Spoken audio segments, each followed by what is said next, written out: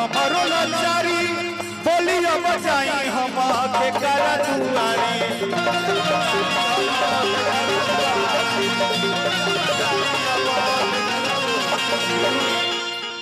सबने बोला कि यहाँ लोग कम हैं, ये तिलक है, यहाँ पे बात मत करिएगा।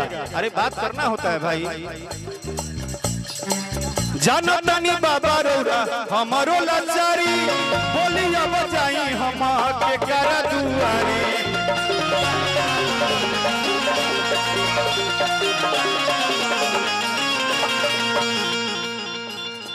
कि कुछ ना बुझात बा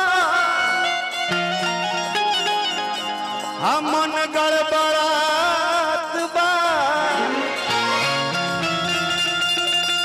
कुछ न बुझात बा मन गड़बड़ात बा, बुधिया में बानी ना विशेष जी।